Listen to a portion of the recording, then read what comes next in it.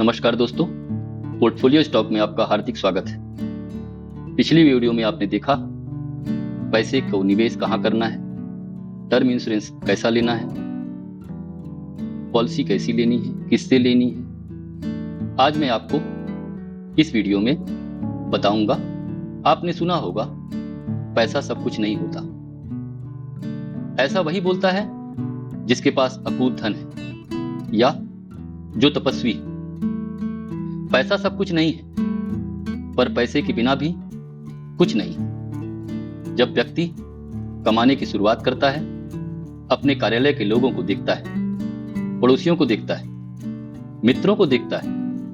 लोग ब्रांडेड कपड़े, ब्रांडेड जूते, महंगा फोन, व्यक्ति उनकी चकाचौंध में आकर ब्रांडेड के चक्कर में फंस जाता है। यहीं से शुरू होता है गरीबी की तरफ का रास्ता। आज जहां बाय नाउ पे लेटर की तर्ज पर हजारों कंपनियां खड़ी हैं और व्यक्ति को लुभाने में भी सफल रहती हैं, व्यक्ति ईएमआई के चक्कर में उन वस्तुओं को भी ले लेता है जिनकी उसे जरूरत नहीं होती और कर्ज के ट्रैप में आसानी से फंस जाता है। वास्तव में जैसे ही व्यक्ति कमाना चालू करता है, क्रेडिट कार्ड वाली कंपनियां अनगिनत ऑफर देकर उसे क्रेडिट कार्ड दे देती है। क्रेडिट कार्ड बुरा नहीं है।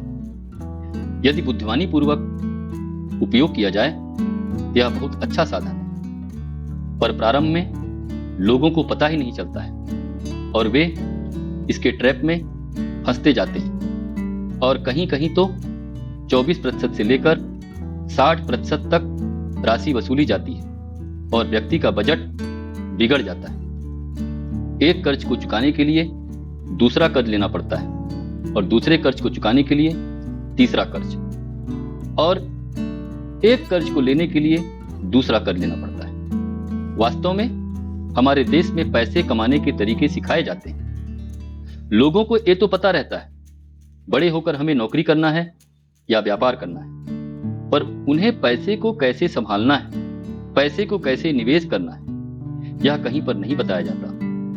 यदि आप गौर करें तो हमारे पूरे छात्र जीवन में हमें जो पढ़ाया जाता है वह व्यवहारिक जीवन में कहीं काम नहीं आता।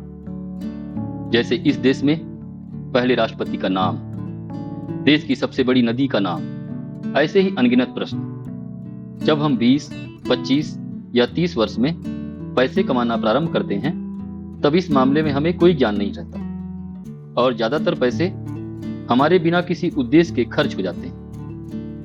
जब तक हमें समझ आता है, जिंदगी के 15-20 वर्ष और खत्म हो जाते हैं। इस समय तक हम अपना समय और पैसा दोनों बर्बाद कर चुके होते हैं। हमारी जिम्मेदारियां भी बढ़ चुकी होती हैं। रिटायरमेंट के लिए भी बहुत ज्यादा समय नहीं बचा रहता। इसलिए हमें प्रारंभ से ही यह प्रयास करना चाहिए कि पैसे को स्मार्ट तरीके से बचाया कैसे जाए।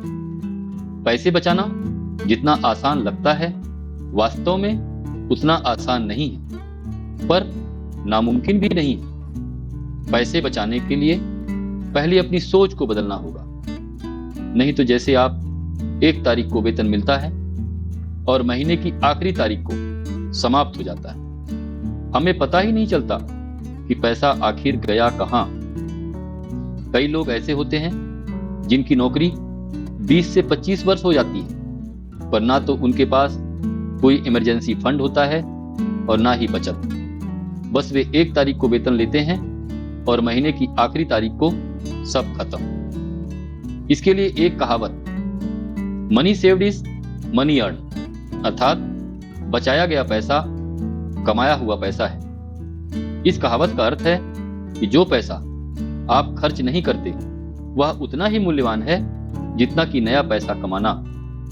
खर्च ना करना या बचत करना सीधे तौर पर आपकी कमाई को बढ़ाता है। इसके लिए आपको बजट बनाना होगा। बजट बनाना एक बोरिंग काम हो सकता है, लेकिन इसके प्रभाव बड़े दूरगामी होते हैं। बजट से आपको यह पता रहता है कि इस महीने मुझे कहां-कहां पैसे खर्च करना है।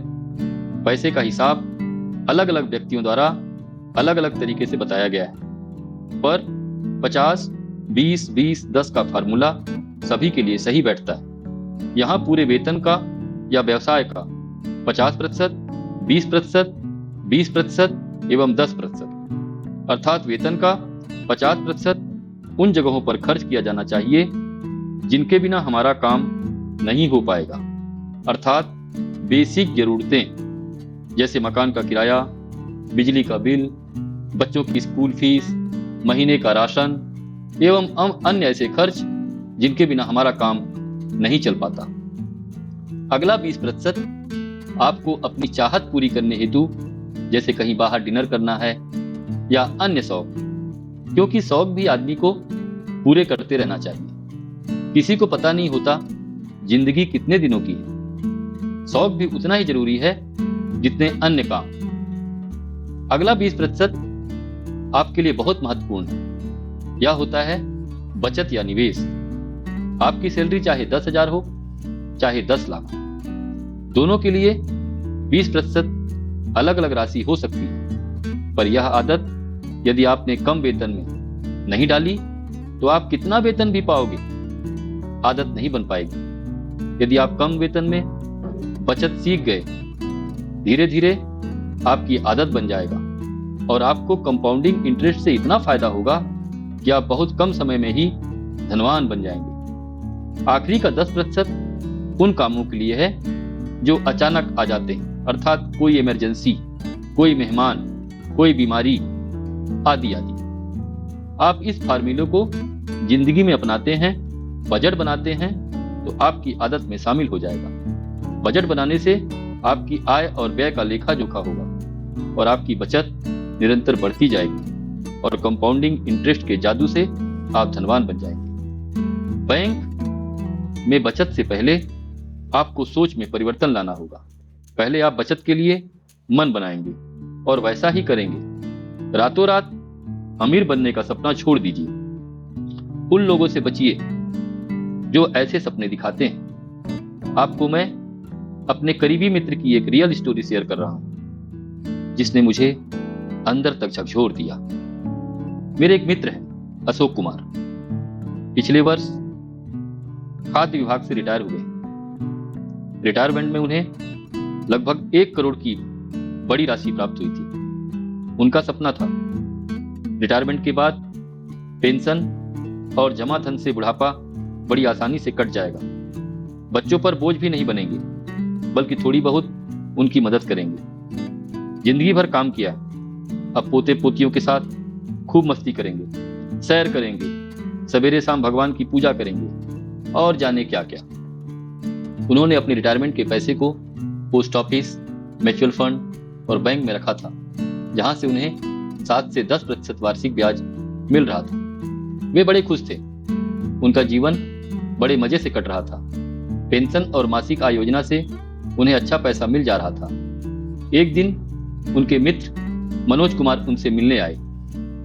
उनके साथ एक अपरिचित, जिन्हें अशोक कुमार नहीं जानते थे, उनका परिचय राकेश के रूप में कराया गया। सामान्य बातों में ही उनके द्वारा बताया गया, अशोक कुमार जी, बैंक और पोस्ट ऑफिस में मूर्ख लोग पैसा जमा करते हैं। अशोक कुमार जी, आप आज भी 7% ब्याज पर जी रहे हैं। ये देखिए, हमारी कंपनी 18% मासिक ब्याज दे रही है। कल हमारा सेमिनार है, आप आइए, हम आपके जीवन जीने का नजरिया बदल देंगे। दूसरे दिन निश्चित समय पर सेमिनार प्रारंभ हो गया।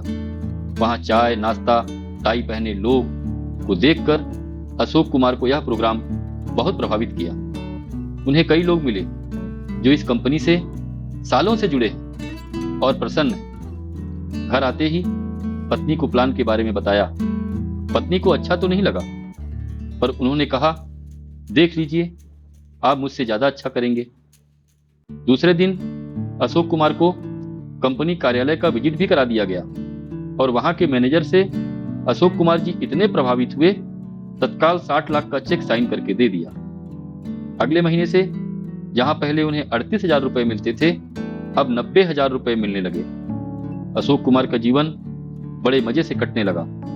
उनके खर्च बढ़ने के बाद भी कुछ पैसे बच जाते थे। उनके परिवार में मानो खुशियां ही खुशियां।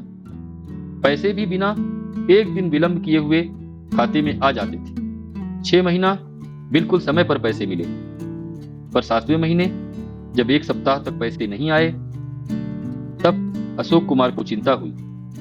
उन्होंने अपने मित्र मनोज कुमार को फोन लगाया। मनोज कुमार द्वारा बताया गया कि कुछ तकनीकी खराबी है, 1-2 दिन में पैसे आ जाएंगे। 3-4 दिन बाद पैसे आ भी गए। अगले महीने फिर वही समस्या, फोन लगाया पर फोन बंद। अशोक कुमार जी कंपनी के कार्यालय पहुंचे। ये क्या, वहां तो ताला लटका हुआ है। ताला देखकर मानो उनके पैरों तलों जमीन खिसक गई, पसीना पसीना हो गए। उन्हें दिन में ही तारे दिखने लगे। उल्टे पैर घर आए। उनकी पत्नी उनकी हालत देखकर घबरा गई। पकड़कर सोफे में बिठाया, पानी का गिलास लेकर आई, पूछा क्या हुआ। पूरी बात उन्होंने बताई। लालच ने हमें डुबा दिया। भले आपको पैसे कम मिले, वहीं डालिए जो फर्म विश्वसनीय हो। किसी के बहकावे में मत आइए। रातों रात अमीर बनने का सपना छोड़ दीजिए, क्योंकि जो कुछ होगा समय के हिसाब से होगा। विश्वसनीय कंपनियों में पैसा रहेगा, आपको रात को चैन से नींद आएगी, आप संतुष्ट रहेंगे, किसी प्रकार का आपको चिंता नहीं रहेगी। अंत तक आपने वीडियो पे बने रहे, आपका बहुत बहुत धन्यवाद। मिलते हैं किसी अन्य वीडियो पर, तब तक के लिए नमस्कार।